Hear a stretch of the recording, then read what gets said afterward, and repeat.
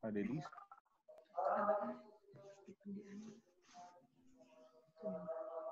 Suaranya belum masuk, Pak Dedi.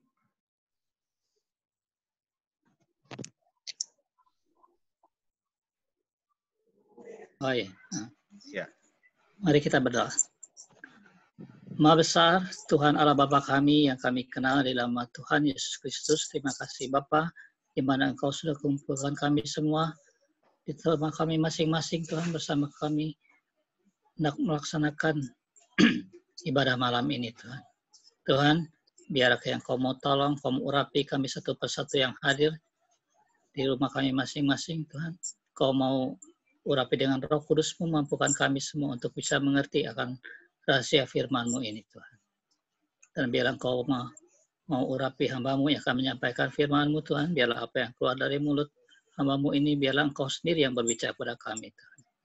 Terima kasih. Terima kasih Bapak, kami menyerahkan acara ini dari awal, pertengahan hingga akhir dalam tangan Bapak.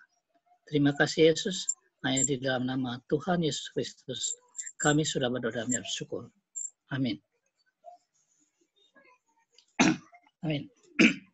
Ya, kita bahan Alkitab diambil dari Matius 6 ayatnya yang ke-34.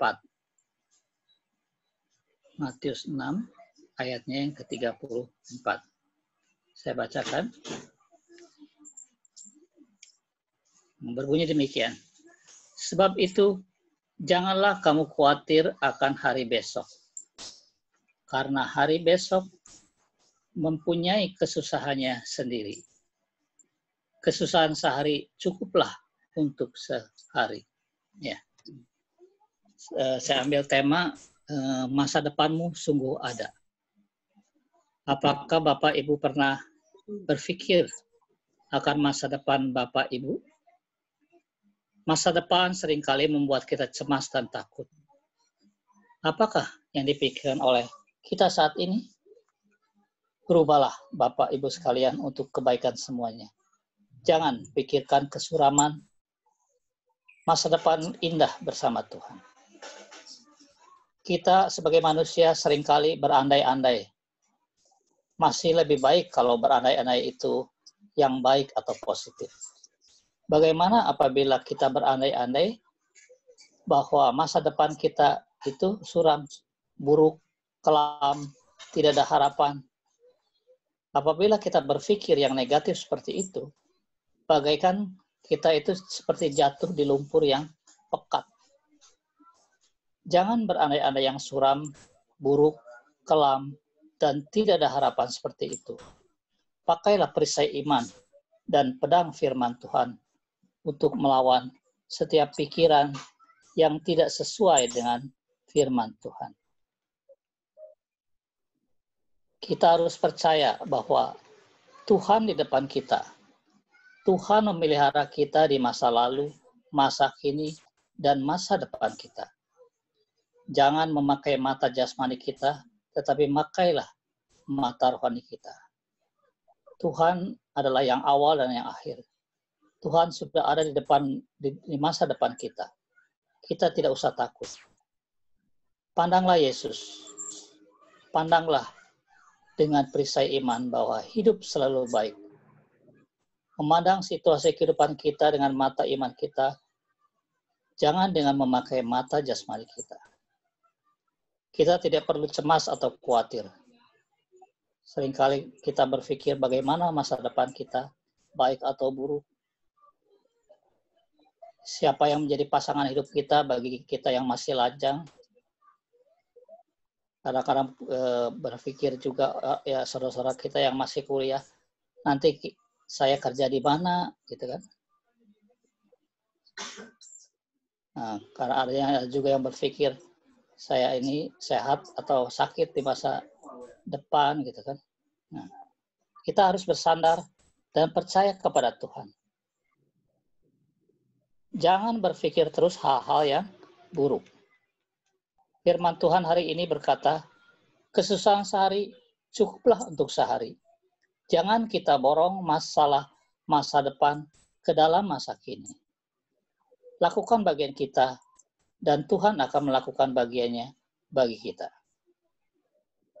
Kita buka dari Amsal 23 ayat 18 ya. Amsal 23 ayat 18. Firman Tuhan mengatakan, karena masa depan sungguh ada, dan harapanmu tidak akan hilang. Masa depan kita baik dalam tangan Tuhan. Jangan kita khawatir hari besok, dan jangan kita khawatir dengan masa depan kita.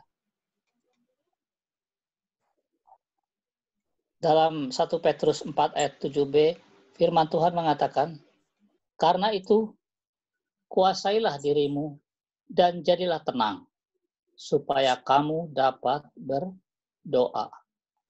Kuasa dari diri kita, kuasai pikiran kita, supaya kita dapat berdoa.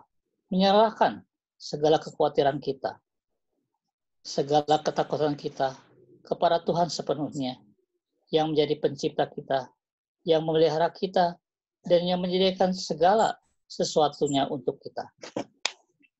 Percayakan semuanya kepada Tuhan. Tuhan yang memelihara kita di masa lalu, masa kini, dan masa depan kita. Yang Tuhan mau adalah bahwa kita harus percaya sepenuhnya kepadanya, seperti seorang anak kepada bapaknya. Tuhan tahu apa yang menjadi keperluan dan kebutuhan kita. Dalam Filipi 4 ayat 6 firman Tuhan mengatakan, janganlah hendaknya kamu khawatir tentang apapun juga. Tetapi nyatakanlah dalam segala hal keinginanmu kepada Allah dalam doa dan permohonan dengan ucapan syukur. Dan yang terpenting adalah agar kita tidak berpikir akan kesuraman, buruk, kelam, dan tidak ada pengharapan seperti yang firman Tuhan menasihatkan kita di dalam Filipi 4 ayat 8 yang menyatakan bahwa jadi akhirnya saudara-saudara, semua yang benar, semua yang mulia, semua yang adil, semua yang suci, semua yang manis, semua yang sedap didengar, semua yang disebut kebajikan dan patut dipuji, pikirkanlah semuanya itu. Ya. Jadi dikatakan dengan jelas, kita diajak untuk berpikir positif, bukan hal yang negatif. Akhir dalam perundingan ini saya akan membagikan kesaksian untuk Bapak Ibu sekalian ya. Ada beberapa orang yang tahu tentang pergumulan saya pada waktu anak-anak saya sekolah. Ya. Anak saya 3 orang, Valentia, Hans, dan Juan. Waktu itu ketiganya bersekolah di BPK. Bapak Ibu pasti tahu berapa biaya sekolah di BPK. Sedangkan penghasilan saya dengan pengeluaran tidak seimbang. Saya sampai melakukan 3 pekerjaan sekaligus. Menjadi guru les privat, menjadi agen asuransi, dan menjadi melaksanakan pekerjaan bangunan. Jadi kalau ada borongan kecil-kecilan, saya yang mengerjakan gitu. Dikala pekerjaan bangunan nggak berjalan, pekerjaan menjadi guru les privat yang berjalan.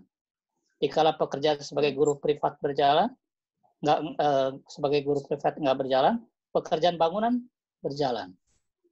Dikala pekerjaan bangunan dan les privat nggak jalan, saya menggeluti pekerjaan sebagai agen asuransi Sun Life. Bahkan saya sempat bekerja serabutan sebagai yang mengantarkan surat tagihan, gitu sebutnya apa tuh? Loper atau apa? Ya. Saya sempat pernah bekerja seperti itu.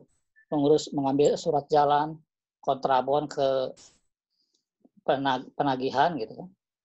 Nah, satu kali teman saya yang di perusahaan asuransi pernah mengatakan, kamu harus bertanya kepada Tuhan, pekerjaan apa sebenarnya yang harus diambil dan ditekuni. Ya. Akhirnya saya back to the basic. Karena dasar saya adalah kuliah di jurusan teknik sipil, akhirnya saya kembali bekerja di bidang saya, yaitu di bidang konstruksi. Kembali sampai sekarang, walaupun itu sudah terlambat. Ya, seperti pepatah mengatakan, better late than never. Lebih baik terlambat daripada tidak sama sekali. Nah, puncak permasalahan saya itu pada waktu Valentia sudah kuliah di STFB, Sekolah Tinggi Farmasi Bandung, Hans itu mau masuk kuliah. Sedangkan saya tidak memegang uang untuk biaya uang pangkal ke ITHB itu pada waktu itu sekitar 30 jutaan. Saya berdoa kepada Tuhan, Tuhan, saya nggak mampu membiayai Hans untuk kuliah. Apa Hans tidak akan menuju ke perguruan tinggi? Saya sudah berpikir negatif juga, ya.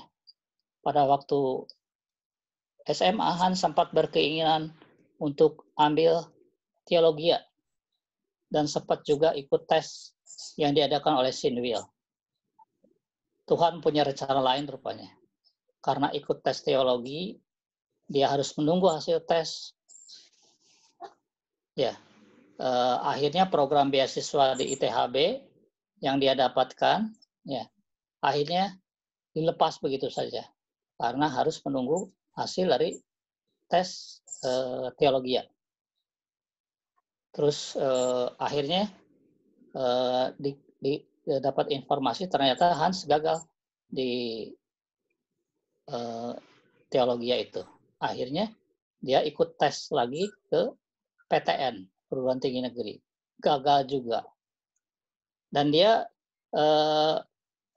pada saat ikut PTN itu dia juga dapat panggilan yang kedua lagi dari ITHB. Akhirnya ya PTN kan lama keluarnya, akhirnya ya dilepaskan juga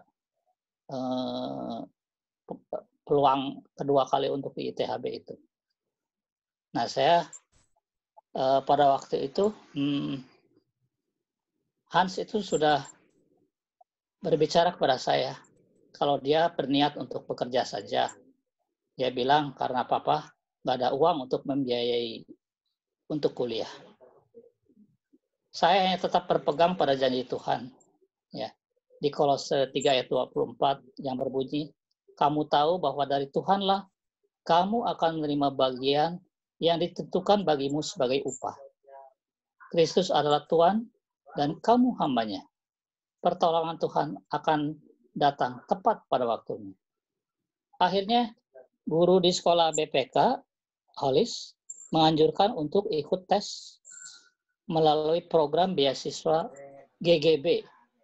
GGB itu singkatan dari Gerakan Gereja Belajar yang diajarkan oleh ITHB. Jadi berbekal surat keterangan dari gereja, surat keterangan dari pihak sekolah, akhirnya Hans bisa lolos seleksi ke ITHB. Pada waktu itu, peserta tesnya itu 500 sekian orang. Ya, yang diterima itu waktu angkatan Hans itu hanya 51 orang. Jadi Hans akhirnya kuliah tanpa biaya spesial pun sampai sekarang.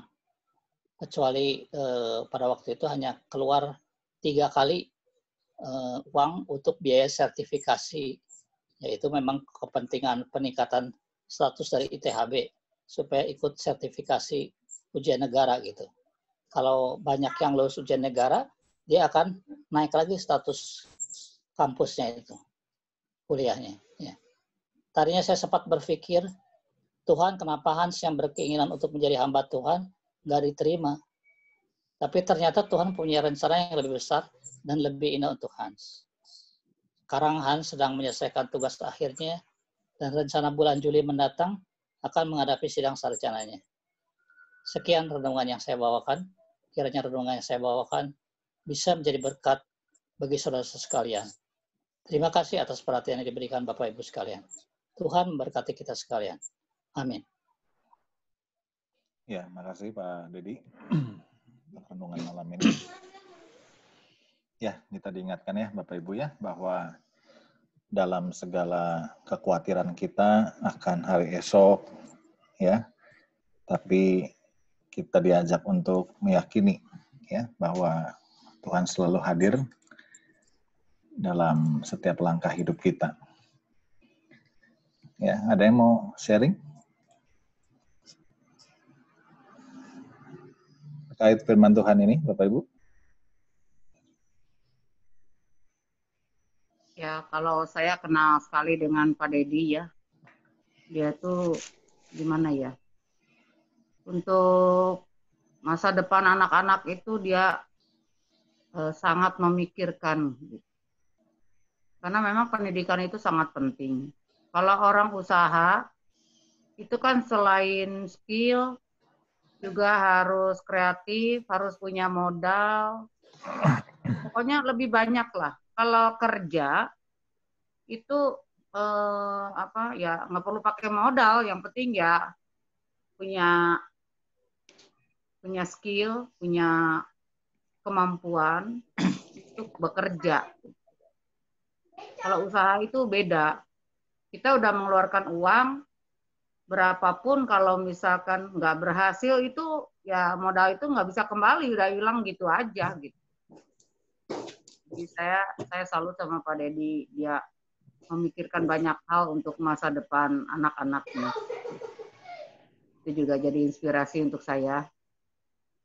Kalau jadi orang tua itu harus harus dominan gitu ya, harus lebih memajukan gitu. Kan dulu juga saya waktu keterima di zaman dulu tuh namanya di Jalan Pahlawan itu, orang tua saya nggak mendukung, gitu. Jadi kita juga anak kan kalau nggak ada support dari orang tua sulit. Pas ada uang sendiri, waktunya nggak ada untuk kuliah gitu. Pas ingat di UT udah keburu nikah. Nikahnya udah banyak persoalan. Jadi mau sekolah tuh kesulitan gitu ya, tapi Tuhan baiklah sampai hari ini aja saya masih super sibuk. Masih terus Tuhan kasih pekerjaan buat saya. Walaupun ya kerjanya seperti tadi lah, harus pulang naik mobil jenazah karena dari pihak keluarga tidak menyediakan kendaraan untuk pulang ke Bandung. Kalau saya ikut ke Cirebon, terlalu capek kejauhan dari Kerawang. Ke Cirebon dulu, baru ke Bandung. Akhirnya ya udahlah, saya ikut mobil jenazah aja, yang penting tugas saya udah selesai gitu. Ya.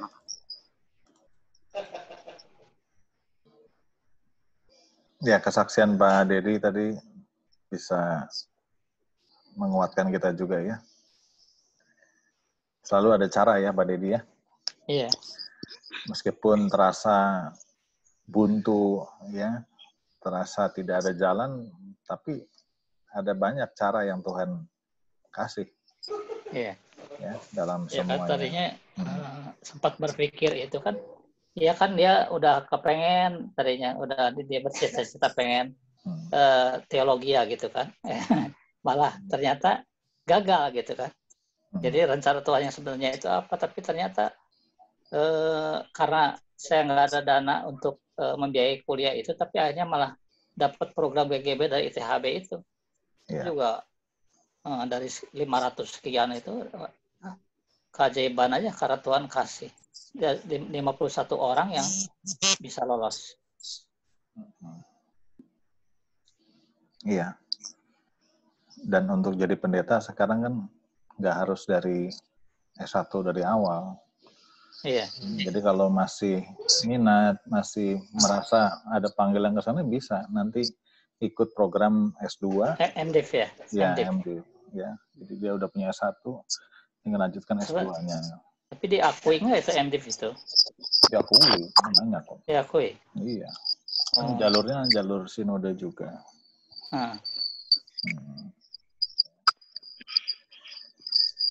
Ya, makasih Pak Dedi. Mungkin yang lain, Bapak Ibu?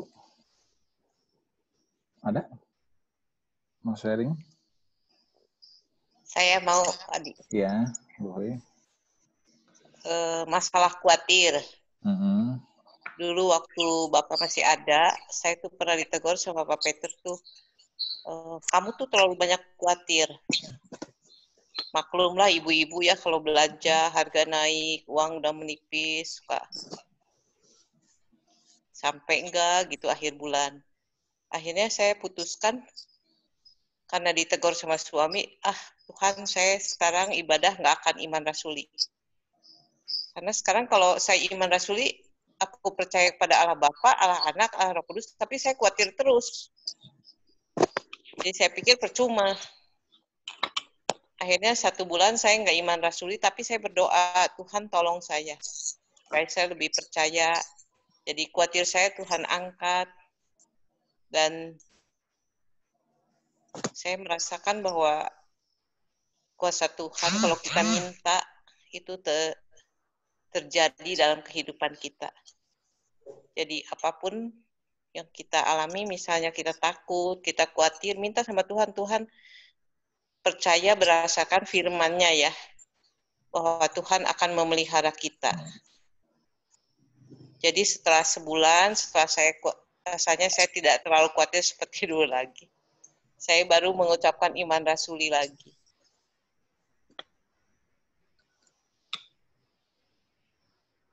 Nggak jelas, Bu. Maksudnya iman rasuli gimana? Kan kalau mengucapkan iman rasuli kan aku percaya kepada Allah Bapa, Allah Anak, Allah Roh Kudus kan. Tapi kalau kita merasa khawatir terus kan rasanya kita tuh percuma mengucapkan kata-kata itu gitu. Jadi saya nggak mengucapkan dulu, tapi saya berdoa, bergumul sama Tuhan supaya khawatir saya itu tidak berlebihan. Ya ada khawatir sedikit-sedikit, tapi tidak sampai gimana gitu. Iya. Ya berarti harus tolong dibahas aja Pak, iman rasuli itu. Tiap minggu kan kita membacakan, mengikrarkan. Enggak, maksudnya Bu Fri, dalam kekhawatiran itu ya merasa nggak yakin ya dengan penyertaan Allah Bapa ya. Makanya nggak diucapin dulu. Maksudnya gitu. kita kalau mengucapkan kita harus mengalami ya. Ya, mengalami apa yang kita ucapkan, kita percaya ya kita serahkan semua gitu. Apa yang diucapkan itu juga harus dilakukan gitu loh. Ya. Iya benar. Jadi jangan asal-asalan kita mengucapkan iman rasuli itu. Iya, betul. Khawatir itu boleh-boleh saja. Orang yang nggak pernah khawatir itu justru malah aneh. Bahaya itu. Kalau orang nggak punya rasa khawatir ya dia orang yang nekat, sembrono, ya. Jadi khawatir itu baik sebenarnya, ya kan. Tapi yang nggak baik itu ketika khawatir itu yang dominan, ya. Iya. Bahkan menutup keyakinan kita sama Tuhan. Iya. Ya.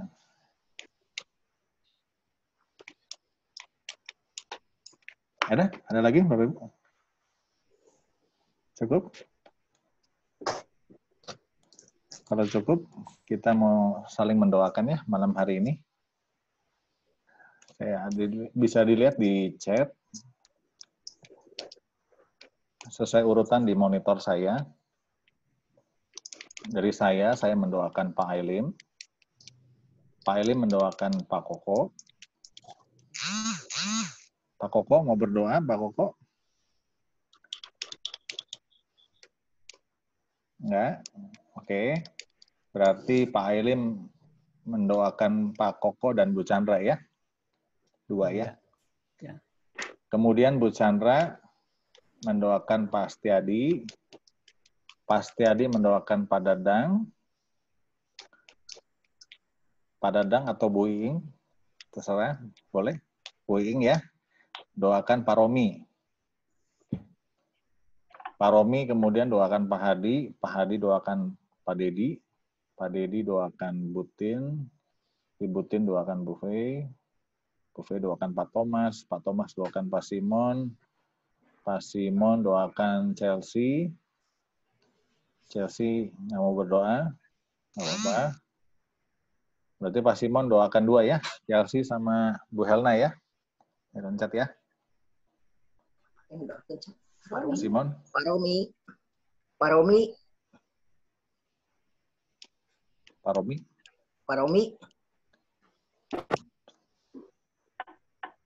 Ada yang mau didoain? Pak Simon? Pak Simon?